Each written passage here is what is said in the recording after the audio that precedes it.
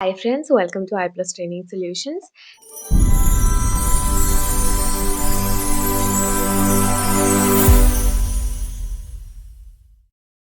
നമ്മൾ ഈ സെക്ഷനിൽ പഠിക്കാൻ പോകുന്നത് NTA UGC നെറ്റ് സൈക്കോളജിയുടെ യൂണിറ്റ് 5ന്റെ പാർട്ട് 7 ആണ്. Unit 5 is about attention, perception, learning, memory and forgetting. ഇവിടെ നമ്മൾ before we move further, let us look at some previous year questions. First question എന്ന് പറയുന്നത് what does learning process influence ചെയ്യുന്നത് എന്തിനെയൊക്കെയാണ്? The options are attitude, decisions, actions, all of these. ഇതിൻ്റെ right option എന്ന് പറയുന്നത് all of these ആണ് learning പ്രോസസ്സിനെ influence ചെയ്യുന്നത്. അടുത്ത ക്വസ്റ്റ്യൻ എന്ന് പറയുന്നത് which of the following is not a characteristic of ലേണിംഗിൻ്റെ ക്യാരക്ടറിസ്റ്റിക് അല്ലാത്തൊരു കാര്യം എന്താണ്? The options are growth, adjustment, luxury, intelligence. ഇവിടെ നമ്മൾ നോക്കുമ്പോൾ ലക്ഷറിയാണ് ലേണിങ്ങിൻ്റെ ഒരു ക്യാരക്ടറിസ്റ്റിക് അല്ലാത്തത്. നമ്മൾ ലേണിംഗ് പ്രോസസ്സിനെ പറ്റിയാണ് നോക്കുന്നത്. ഫണ്ടമെൻ്റൽ തിയറീസ് അതിൽ തോണ്ടൈക്കിൻ്റെയും ഗത്രിയുടെയും ഹള്ളിൻ്റെയുമാണ് നമ്മളിവിടെ നോക്കാൻ പോകുന്നത്. ഇപ്പോൾ ഇൻട്രഡക്ഷൻ ഓഫ് ലേണിംഗ് പ്രോസസ്സിൽ ലേണിംഗ് എന്താണ് എന്ന് പറയുകയാണെങ്കിൽ ഒരു റിലേറ്റീവ്ലി പെർമനൻറ്റ് ചേഞ്ച് ആണ് നമ്മുടെ ബിഹേവിയർ, നമ്മുടെ നോളജ്, നമ്മുടെ തിങ്കിങ്, സ്കിൽസിൽ ഒക്കെ ഒക്കർ ചെയ്യുന്നത്. എക്സ്പീരിയൻസിലൂടെ ഒരു റിലേറ്റീവ്ലി പെർമനൻറ്റ് ചേഞ്ച് നമ്മുടെ ബിഹേവിയറിലും നോളജിലും തിങ്കിങ്ങിലും ഒക്കെ വരുന്നതിനെയാണ് നമ്മൾ ലേണിംഗ് എന്ന് പറയുന്നത്. എഫക്റ്റീവ്ലി ലേൺ ചെയ്യണമെങ്കിൽ it is important to adapt one's study habits according to one's needs and approaches. ഒരാളുടെ സ്റ്റഡി ഹാബിറ്റ്സിനെ അവരുടെ നീഡ്സും അപ്രോച്ചസും അനുസരിച്ച് അഡാപ്റ്റ് ചെയ്യുന്നത് ഇമ്പോർട്ടൻ്റ് ആണ് എഫക്റ്റീവ്ലി നമുക്ക് ലേൺ ചെയ്യണം എന്നുണ്ടെങ്കിൽ. It is also equally important to evaluate them from time to determine if one needs to try something new. Also ഇങ്ങനെ adapt ചെയ്യണം എന്ന് മാത്രമല്ല ടൈം ടു ടൈം ഇത് ചെക്ക് ചെയ്തുകൊണ്ടും ഇരിക്കണം ടു സീ ഇഫ് എന്തെങ്കിലും പുതിയത് ട്രൈ ചെയ്യണോ എന്ന് കാണാൻ വേണ്ടി it is important to evaluate this from time to time. ഈ പ്രോസസ്സ് അല്ലെങ്കിൽ it is a process that people go through to acquire new knowledge and skills and ultimately influence the attitudes, decisions and actions. Ultimately അവരുടെ ആക്ഷൻസിനെയും ആറ്റിറ്റ്യൂഡ്സിനെയും ഡിസിഷൻസിനെയും influence ചെയ്യുന്നതാണ് ഈ process എന്ന് നമ്മൾ പറയുന്നത്. ഇവിടെ it is also a set of activities carried out to achieve educational objective attain ചെയ്യാൻ വേണ്ടി ക്യാരി ഔട്ട് ചെയ്യുന്ന ഒരു സെറ്റ് ഓഫ് ആക്ടിവിറ്റീസും കൂടിയാണ്. It is a process in which an individual or a group uses, adapts, reproduces or appropriates the structures. ഇവിടെ ഒരു പ്രോസസ്സാണ്. ഇതിൽ ഒരു ഇൻഡിവിജ്വൽ അല്ലെങ്കിൽ ഒരു ഗ്രൂപ്പ് യൂസ് ചെയ്യും, അഡാപ്റ്റ് ചെയ്യും, റീപ്രൊഡ്യൂസ് ചെയ്യും അല്ലെങ്കിൽ അപ്രോപ്രിയേറ്റ് ചെയ്യും സ്ട്രക്ചേഴ്സിനെ. ഇവിടെ കൺസിസ്റ്റ് ചെയ്യുന്നത് സെവറൽ മെൻറ്റൽ പ്രോസസ്സസ് ആണ്. And the completion of learning process include ചെയ്യുന്നത് active testing, concrete experience, reflective ഒബ്സർവേഷനും ആബ്സ്ട്രാക്ട് ഹൈപ്പോത്തസിസുമാണ്. പിന്നെ വരുന്നത് ക്യാരക്ടറിസ്റ്റിക്സ് ഓഫ് ലേണിംഗ് ആണ്. യൂക്മനും സിംപ്സണും ഡിസ്ക്രൈബ് ചെയ്തിട്ടുണ്ട് following important characteristics of learning. Learning എന്ന് പറയുന്നത് ഗ്രോത്ത് ആണ്. Individual gross as he lives. ഈ ഗ്രോത്ത് ഇംപ്ലൈ ചെയ്യുന്നത് ഫിസിക്കലും മെൻ്റൽ ഡെവലപ്മെൻറ്റുമാണ് ലേണറിൻ്റെ. ഇവിടെ ഇൻഡിവിജ്വൽ ഗെയിൻ ചെയ്യുന്നത് നമ്മുടെ എക്സ്പീരിയൻസിൽ കൂടിയാണ്, വേരിയസ് ആക്ടിവിറ്റീസിലുള്ള നമ്മുടെ എക്സ്പീരിയൻസിൽ കൂടിയാണ് ഇൻഡിവിജ്വൽ ഇവിടെ ലേണിംഗ് ഗെയിൻ ചെയ്യുന്നത്. And individual grows through living and learning. Individual ലിവിങ്ങിലും ലേണിങ്ങിലും കൂടെയാണ് ഗ്രോ ചെയ്യുന്നത് എന്നാണ് ഇവിടെ പറയുന്നത്. പിന്നെ പറയുന്നത് ലേണിംഗ് ഈസ് അഡ്ജസ്റ്റ്മെൻറ്റ്.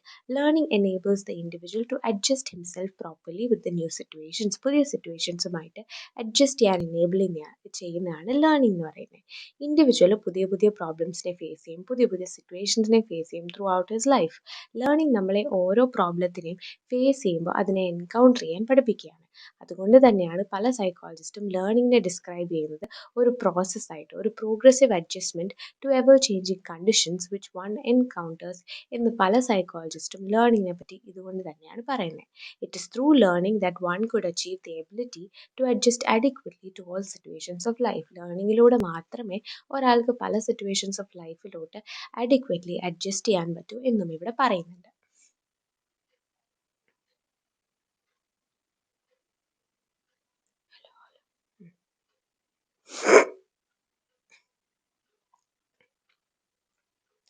പിന്നെ പറയുന്നത് എന്താണെന്ന് വെച്ചാൽ ലേണിംഗ് ഇസ് പേർപ്പസ്ഫുൾ. എല്ലാ കൈൻഡ് ഓഫ് ലേണിങ്ങും ഗോൾ ഓറിയൻറ്റഡ് ആണ്. നമ്മളൊരു പേർപ്പസ് വെച്ചാണ് പഠിക്കുന്നത്. ഇൻഡിവിജ്വൽ ഒരു പേർപ്പസ് കൊണ്ടാണ് ആക്ടിവിറ്റീസ് ഒക്കെ ലേൺ ചെയ്യുന്നത്. ഹി ഗെറ്റ്സ് ഹിംസെൽഫ് ഇൻട്രസ്റ്റ് കാരണം when he is aware of his objective to be realise through these activities. ഒബ്ജക്റ്റീവ്സാലെ ഇൻട്രസ്റ്റഡ് ആയിട്ടാണ് ഒരു ആക്ടിവിറ്റി ലേൺ ചെയ്യുന്നത്. ദെയർഫോർ ഓൾ ലേണിംഗ് ഒരു പേർപ്പസ് കാരണമാണ്, അല്ലെങ്കിൽ ഒരു പേർപ്പസ് ഓറിയൻറ്റഡ് ആണ് നേച്ചറിൽ എന്നാണ് ഇവിടെ പറയുന്നത്. പിന്നെ പറയുന്നത് ലേണിംഗ് ഈസ് എൻ എക്സ്പീരിയൻസ്. ഇവിടെ ഇൻഡിവിജ്വൽ ലേൺസ് ത്രൂ എക്സ്പീരിയൻസ്. എക്സ്പീരിയൻസിൽ കൂടെയാണ് ഇൻഡിവിജ്വൽ ലേൺ ചെയ്യുന്നത്. ഹ്യൂമൻ ലൈഫ് പല എക്സ്പീരിയൻസസാലെ ഫിൽഡ് ആണ്.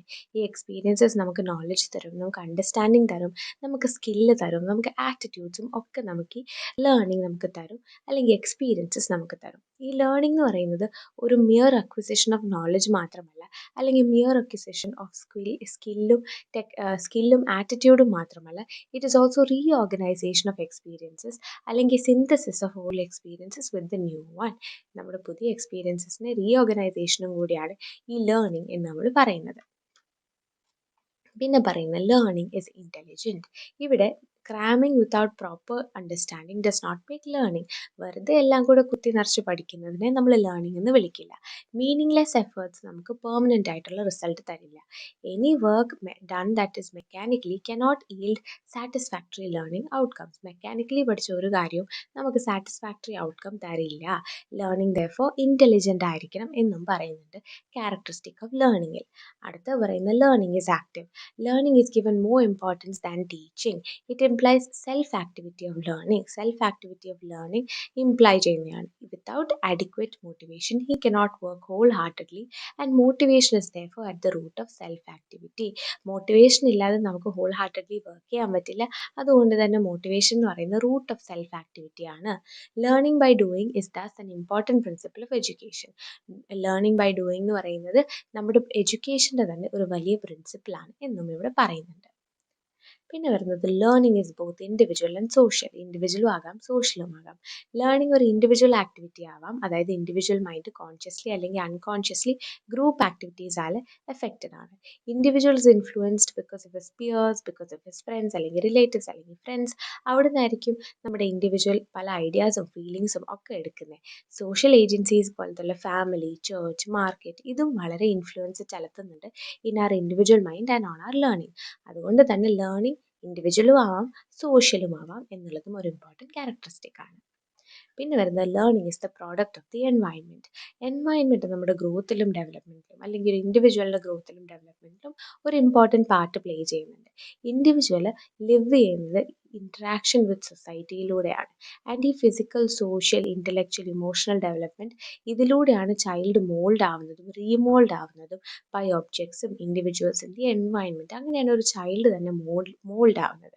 അപ്പോൾ അതുകൊണ്ടാണ് പറയുന്നത് ലേണിംഗ് എന്ന് പറയുന്നത് എൻവയൺമെൻറ്റിൻ്റെ ഒരു പ്രോഡക്റ്റ് ആണ്.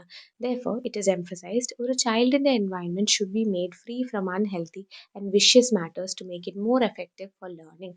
ലേണിങ്ങിന് എഫക്റ്റീവ് ആവണമെങ്കിൽ ഒരു ചൈൽഡിൻ്റെ എൻവയൺമെൻറ്റ് വിഷ്യസ് മാറ്റേഴ്സിൽ നിന്ന് അല്ലെങ്കിൽ അൺഹെൽത്തി മാറ്റേഴ്സിൽ നിന്ന് ഫ്രീ ആയിരിക്കണം എന്ന് അതുകൊണ്ടാണ് പറയുന്നത്.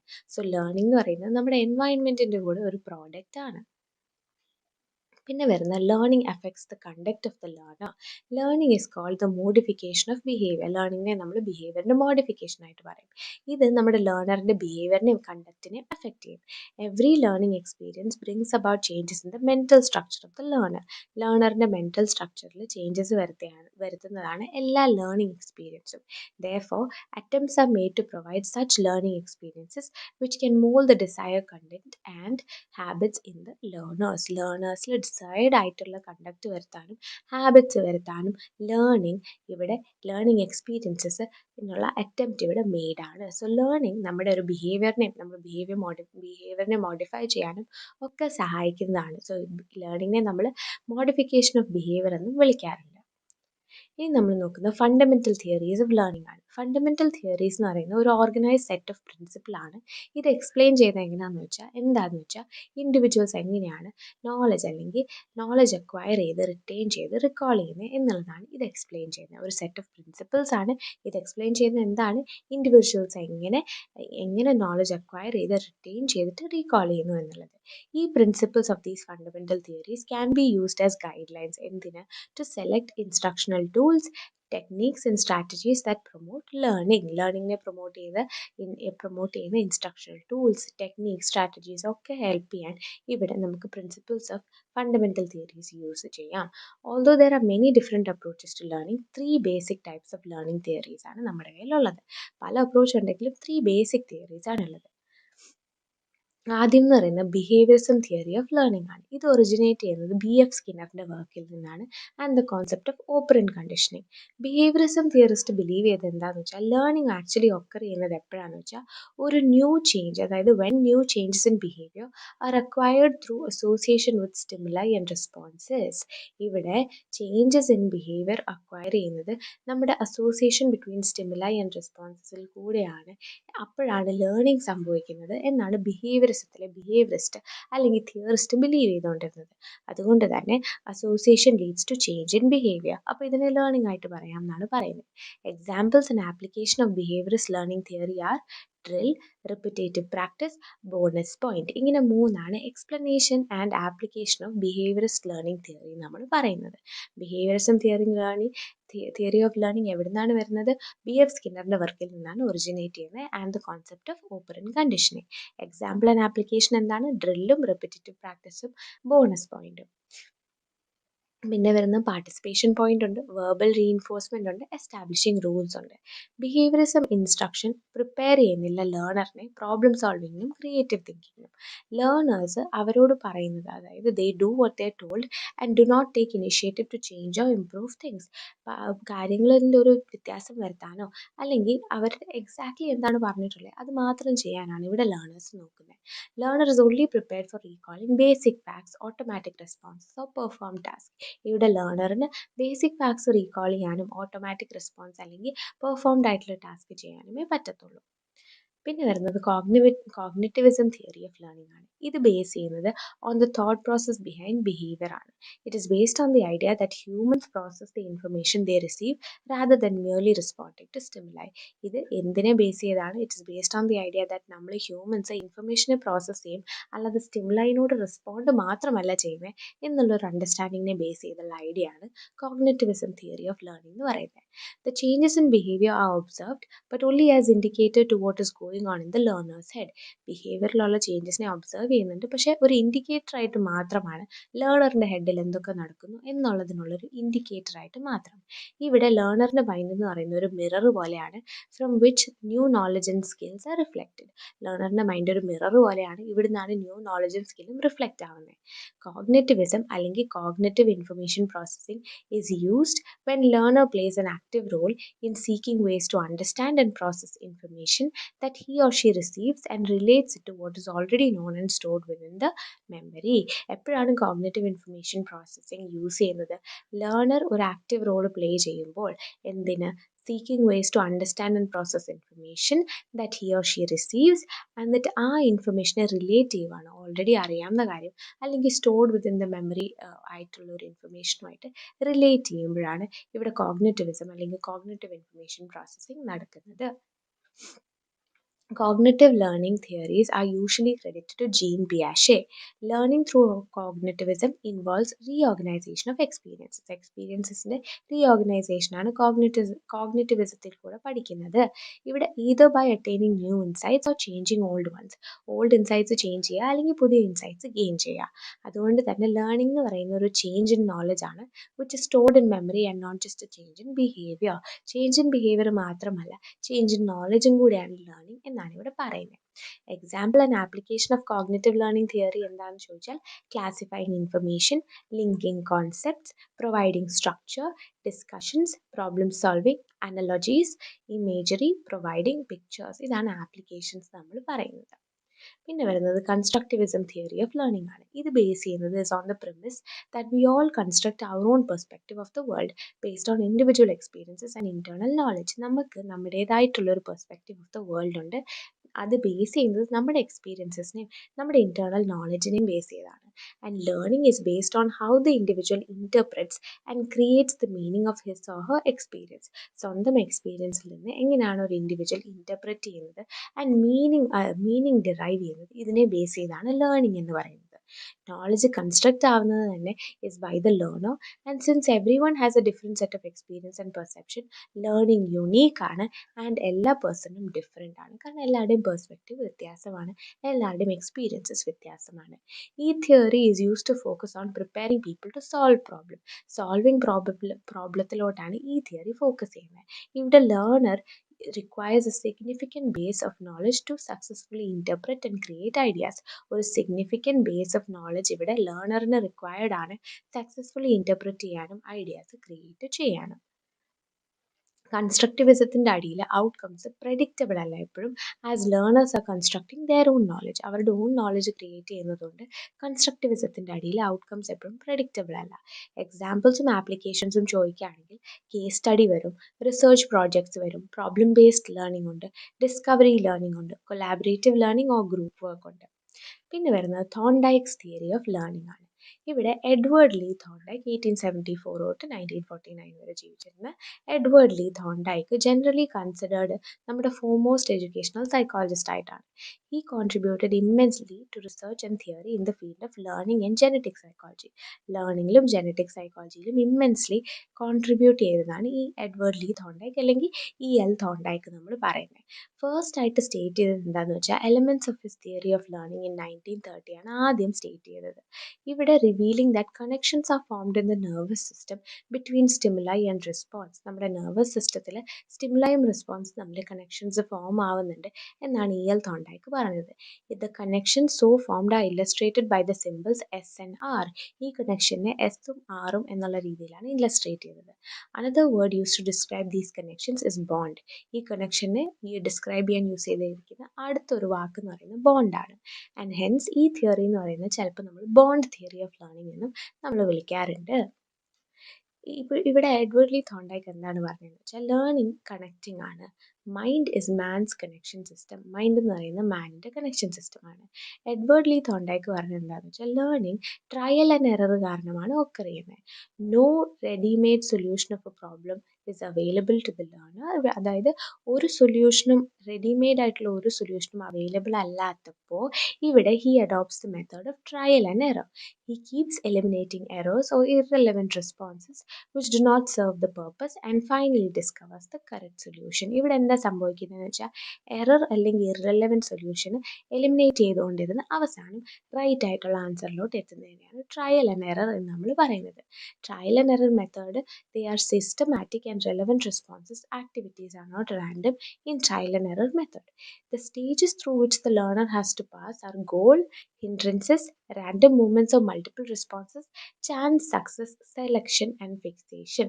ഇങ്ങനെയുള്ള സ്റ്റേജസിൽ കൂടിയാണ് ലേണർ ഇവിടെ പാസ് ചെയ്യേണ്ടത്. ഇനിയൽ തോൺഡൈക്സ് ട്രയൽ ആൻഡ് എറർ എന്ന് നമ്മൾ പറയുന്നത്. Thorndike's theory of trial and error, also termed as connectionism, is mainly based on 3 laws. 3 ലോസിനെ ബേസ് ചെയ്താണ് എഡ്വേർഡ് തോൺഡൈക്ക് അല്ലെങ്കിൽ എൽ തോൺഡൈക്കിൻ്റെ ലേണിംഗ് തിയറി ഫോക്കസ് ചെയ്യുന്നത്. ലേണിംഗ് തിയറിനെ അല്ലെങ്കിൽ ട്രയൽ ആൻഡ് എറർ എന്ന് നമ്മൾ വേറൊരു പേരൂടെ വിളിക്കും, connectionism. It is based on mainly 3 laws. എന്താണ് ഈ 3 ലോസ്?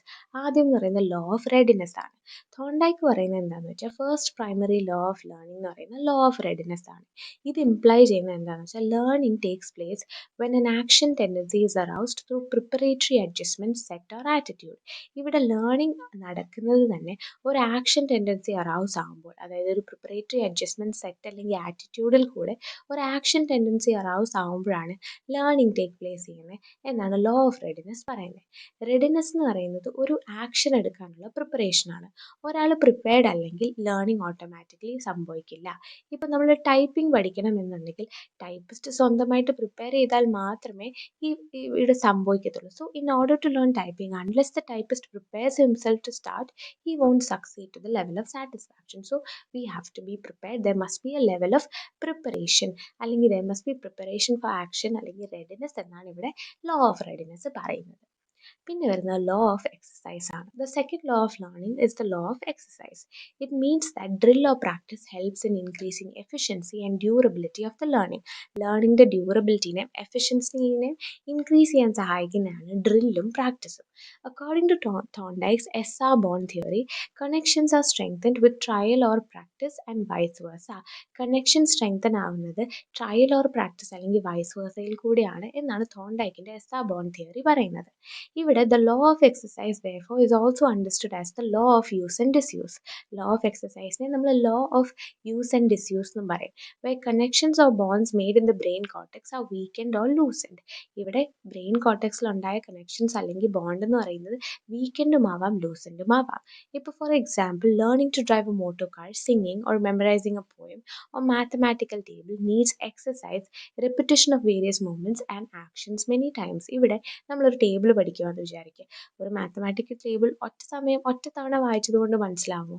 കോമ്പിറ്റൻ്റ് ആയിട്ട് അല്ലെങ്കിൽ നമ്മളത് റിപ്പീറ്റ് ചെയ്തുകൊണ്ടേ ഇരിക്കണം, റിപ്പീറ്റീവ് ആയിട്ട് നമ്മളത് എക്സസൈസ് ചെയ്തുകൊണ്ടേ ഇരിക്കണം. അപ്പം മാത്രമേ നമ്മളത് ഓർക്കത്തുള്ളൂ. അപ്പോൾ ഇവിടെ അതാണ് നമ്മുടെ ലോ ഓഫ് എക്സസൈസ് പറയുന്നത്. പിന്നെ വരുന്ന ലോ ഓഫ് എഫക്റ്റ് ആണ്. ഈ ലോ ഓഫ് എഫക്റ്റ് നമ്മൾ കുഞ്ഞു ക്ലാസ്സസിലൊക്കെ കേട്ട് കാണും. തേർഡ് ലോ എന്ന് പറയുന്നത് ലോ ഓഫ് എഫക്റ്റ് ആണ്. ഇത് സ്റ്റേറ്റ് ചെയ്യുന്നത് എന്താണെന്ന് വെച്ചാൽ that trials or steps leading to satisfaction strengthen the bond or connection.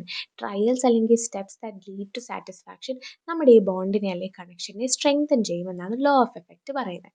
Satisfying states lead to consolidation of the connection while dissatisfaction, annoyance or pain result in weakening of the connection. നമുക്ക് സാറ്റിസ്ഫാക്ഷനിലോട്ട് lead ചെയ്യുമ്പോൾ എന്താ സംഭവിക്കുന്നതെന്ന് വെച്ചാൽ ഇവിടെ ഇത് കൺസോളിഡേഷനിലോട്ട് lead ചെയ്യുവാണ്, consolidation of the connection. Dissatisfaction അല്ലെങ്കിൽ annoyance or pain വരുമ്പോൾ എന്താ സംഭവിക്കുന്നത്? ആ കണക്ഷൻ വീക്കൻ ആവുകയാണ്. ഇത് സിഗ്നിഫൈ ചെയ്യുന്നത് എന്താണെന്ന് വെച്ചാൽ if the responses satisfy the subject they are learned and selected while unsatisfactory responses eliminated ആണ്. ഇപ്പം നമ്മുടെ റെസ്പോൺസസ് സബ്ജക്റ്റിനെ സാറ്റിസ്ഫൈ ചെയ്യുന്നുണ്ട് എന്നുണ്ടെങ്കിൽ അത് ലേൺ ആവും ആൻഡ് സെലക്റ്റഡ് ആവും, വൈൽ അൺസാറ്റിസ്ഫാക്ടറി ആയിട്ടുള്ള റെസ്പോൺസസ് എന്ന് പറയുന്നത് എലിമിനേറ്റും ആവും. അതുകൊണ്ട് teaching must be pleasing. Teaching എന്ന് പറയുന്നത് ബോറിംഗ് ആവാൻ പാടില്ല, ഇറ്റ് മസ്റ്റ് ബി പ്ലീസിങ് എന്നുള്ളതും ഇമ്പോർട്ടൻ്റ് ആണ്.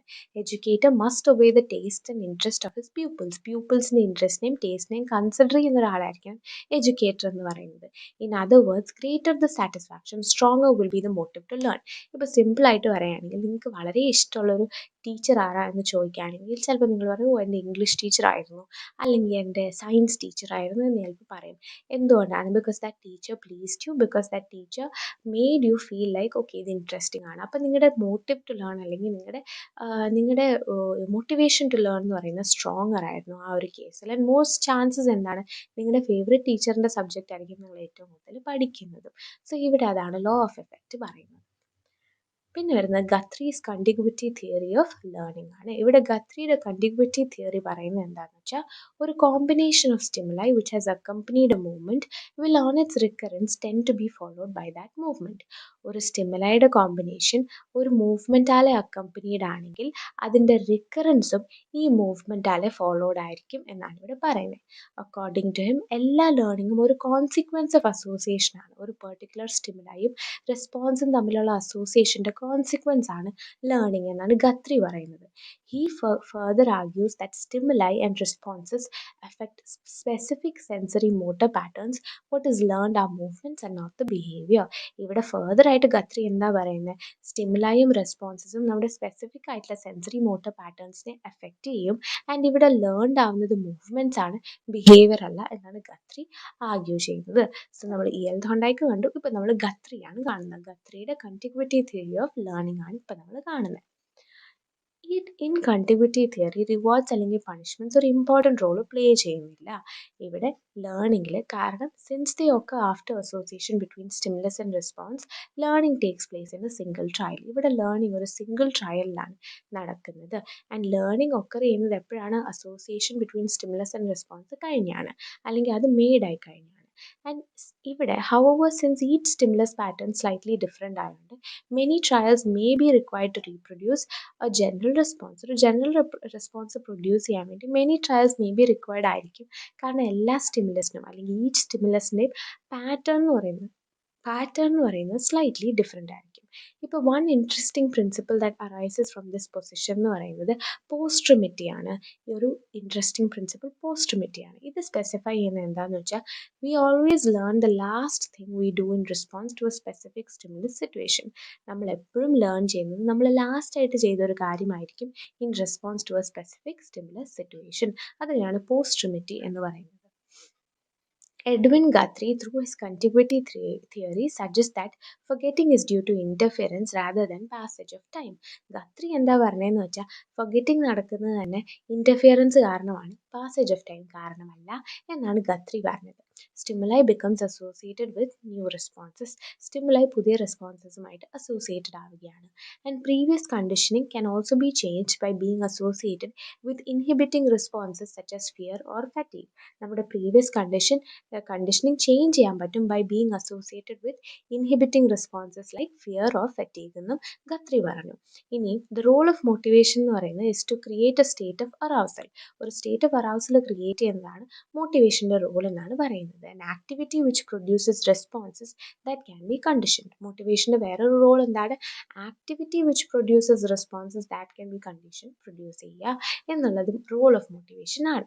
പിന്നെ നമുക്ക് 3 ഡിഫറെൻറ്റ് മെത്തേഡ്സ് ഉപയോഗിച്ച് ഫൊഗെറ്റ് ചെയ്യാം. ഒരു അൺഡിസൈറബിൾ ഓൾഡ് ഹാബിറ്റിനെ ഫൊഗെറ്റ് ചെയ്ത് അതിനെ റീപ്ലേസ് ചെയ്യാം.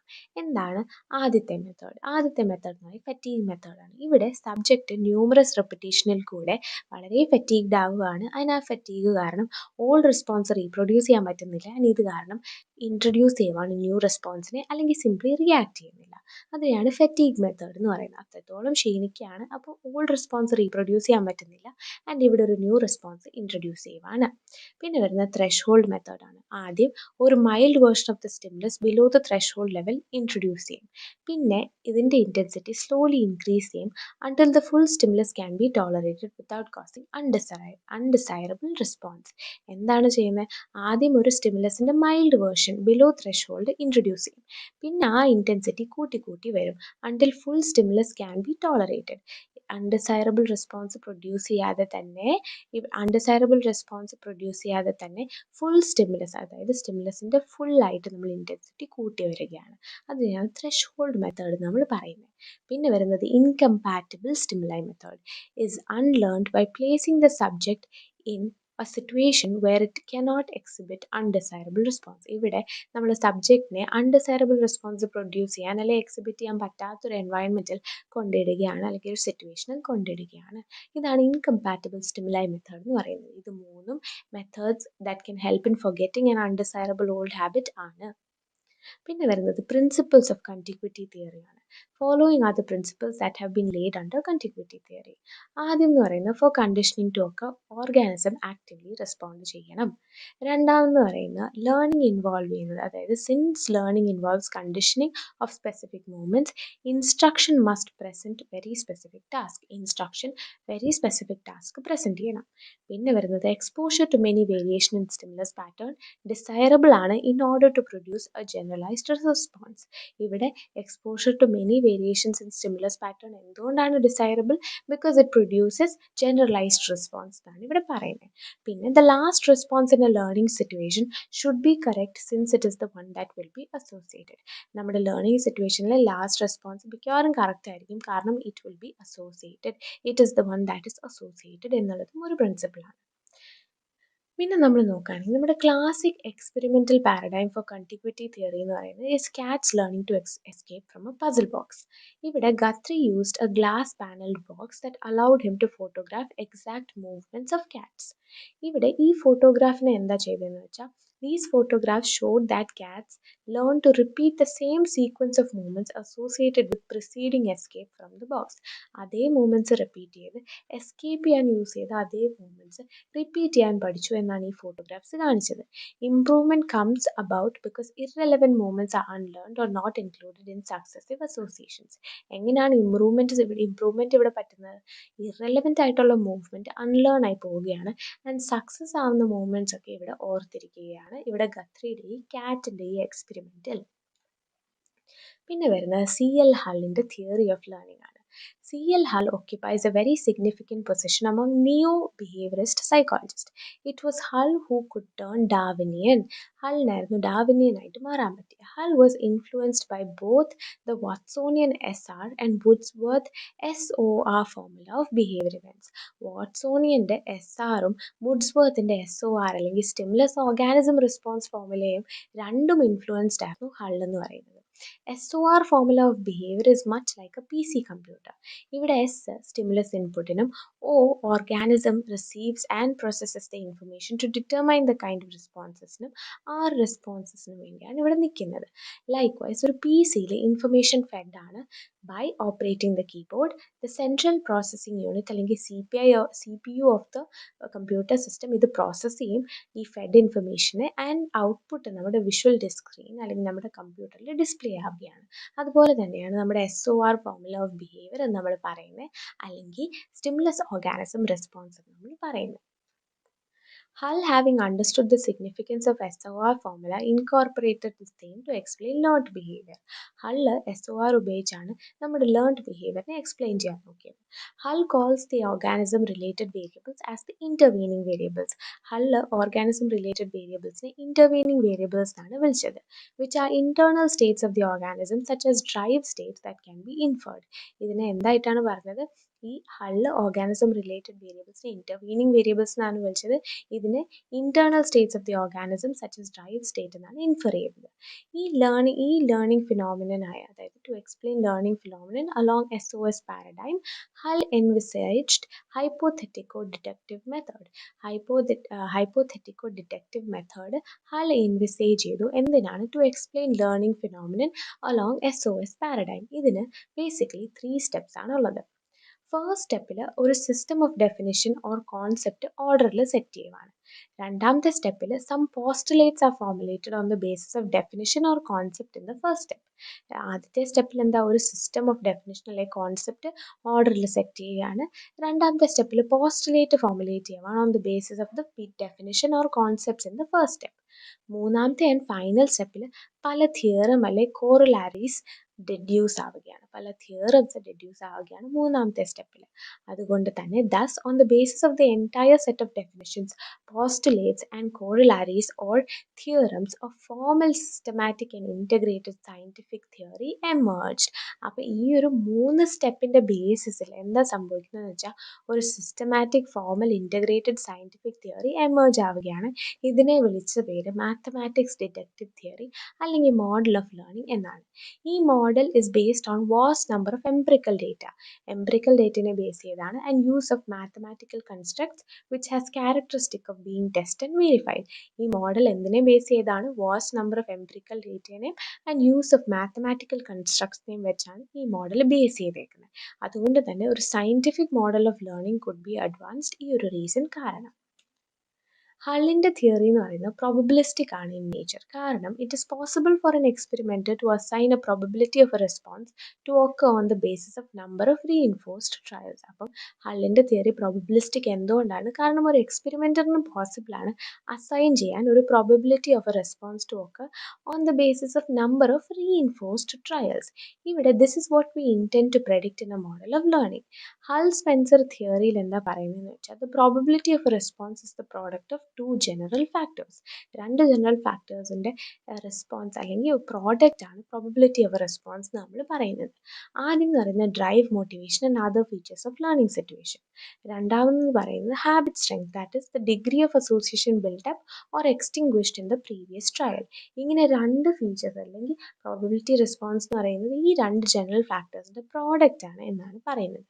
ഹൾസ് നോഷൻ അല്ലെങ്കിൽ Spencer's notion of learning is expected in a simple equation as mentioned below. ഒരു ചെറിയ ഇക്വേഷൻ ആയിട്ട് നമുക്ക് വേണമെങ്കിൽ പറയാം, F into D into tendency or respond is equal to drive into habit strength. അതായത് F is equal to D into H എന്ന് വേണമെങ്കിൽ നമുക്ക് പറയാം. എഫ് എന്ന് പറയുന്നത് ടെൻഡൻസി അല്ലെങ്കിൽ റെസ്പോണ്ട് എന്ന് പറയുന്നത് ഡ്രൈവ് ഇൻറ്റു ഹാബിറ്റ് സ്ട്രെങ്ത് ആണ്. So F is equal to D into H എന്നാണ് ഇവിടെ പറയുന്നത്. This equation means that in a particular learning or extinction situation, the probability of tendency to respond is the product of habit. ഈ equation ഉദ്ദേശിക്കുന്ന അല്ലെങ്കിൽ mean ചെയ്യുന്നത് എന്താണെന്ന് വെച്ചാൽ ഒരു പെർട്ടിക്കുലർ ലേണിംഗ് അല്ലെങ്കിൽ എക്സ്റ്റിങ്ഷൻ സിറ്റുവേഷനിൽ probability of tendency to respond എന്ന് പറയുന്നത് ഹാബിറ്റിൻ്റെ ഒരു പ്രോഡക്റ്റ് ആണ് എന്നാണ് പറയുന്നത്. And for measuring motivational or drive state, level hours of deprivation is used as parameter. Motivation അല്ലെങ്കിൽ ഡ്രൈവ് സ്റ്റേറ്റ് മെഷർ ചെയ്യാൻ ലെവൽ അവേഴ്സ് ഓഫ് ഡിപ്രിവേഷൻ ആണ് പാരാമീറ്റർ ആയിട്ട് യൂസ് ചെയ്യുന്നത്. Assuming this, a law of habit formation was framed which is expressed as below. ഈ below കാണുന്നതാണ് ഇവിടെ law of habit formation frame ചെയ്യുന്നത്. ഈ ഇക്വേഷനിലെ n എന്ന് പറയുന്നത് നമ്പർ ഓഫ് റീഇൻഫോഴ്സ്ഡ് ട്രയൽസ് ആണ്. ആൻഡ് 0.03 എന്ന് പറയുന്നത് എംപിറിക്കലി ഡിറ്റർമൈൻഡ് കോൺസ്റ്റന്റ് ആണ്. ഇക്വേഷനിൽ n എന്താണ്, റീഇൻഫോഴ്സ്ഡ് ട്രയൽസും 0.03 എന്ന് പറയുന്നത് എംപിറിക്കലി ഡിറ്റർമൈൻഡ് കോൺസ്റ്റന്റുമാണ്. എന്താണ് ഈ ഫോർമുല? assuming this ഒരു law of habit formation frame ചെയ്തതാണ് ഈ ഫോർമുല എന്ന് നമ്മൾ പറയുന്നത്. ലോ ഓഫ് ഹാബിറ്റ് എന്നാണ് ഇവിടെ പറയുന്നത്. ലോ ഓഫ് ഹാബിറ്റിന് ഫോർമുല n എന്താണ്, നമ്പർ ഓഫ് റീഇൻഫോഴ്സ്ഡ് ട്രയൽസ്, 0.03 എന്താണ്, എംപിറിക്കലി ഡിറ്റർമൈൻഡ് കോൺസ്റ്റന്റ്. പിന്നെ നമ്മുടെ CJ ഹള്ളിൻ്റെ തിയറിക്ക് ക്രിട്ടിക്കൽ കമൻസും വന്നു.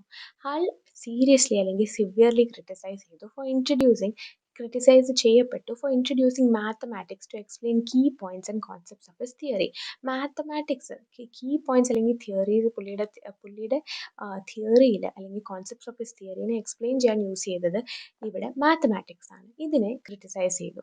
This has made the explanation complex enough and obscure to comprehend. ഈ ഒരു എക്സ്പ്ലനേഷനെ ഇത് കൂടുതൽ ഈ ഡിഫിക്കൽട്ട് ആക്കി ടു അണ്ടർസ്റ്റാൻഡ്, കൂടുതൽ കോംപ്ലെക്സ് ആക്കി എന്നുള്ളതാണ് ആദ്യത്തെ ഒരു ക്രിറ്റിസിസം എന്ന് പറയുന്നത്. He was obsessed with mathematics, otherwise his theory could have been explain nicely എന്നും ഇവർ പറഞ്ഞു.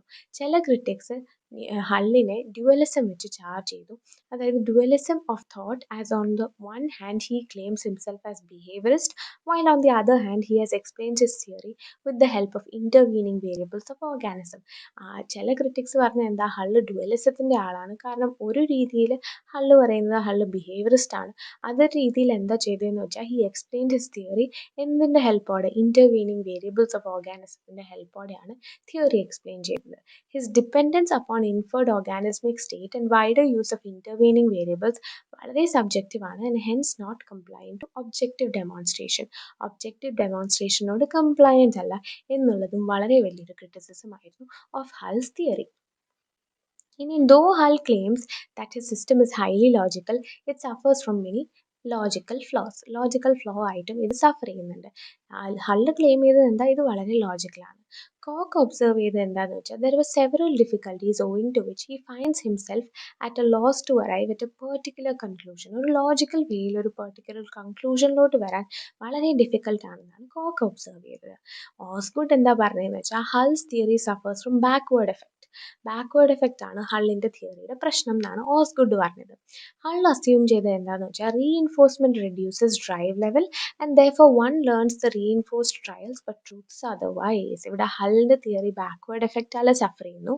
ഹൾ അസ്യൂം ചെയ്യുന്നത് എന്താണെന്ന് വെച്ചാൽ റീഇൻഫോഴ്സ്മെന്റ് റെഡ്യൂസസ് നമ്മുടെ ഡ്രൈവ് ലെവൽ ആൻഡ് അതുകൊണ്ട് തന്നെ ഒരാൾ പഠിക്കുന്നത് റീഇൻഫോഴ്സ്ഡ് ട്രയൽസ് ആയിരിക്കും, ട്രൂത്ത് വേറെ രീതിയിലാണ്, അല്ലെങ്കിൽ ട്രൂത്ത് ഇസ് അതർവൈസ് എന്നാണ് ഓസ്ഗുഡ് പറഞ്ഞത്. ഇവിടെ the organism emits response which subsequently is reinforced. Then how can reinforcement work backward in time എന്നുള്ളതാണ് ഒരു ക്വസ്റ്റൻ അല്ലെങ്കിൽ ഒരു ക്രിറ്റിസിസം ആയിട്ട് വന്നത്.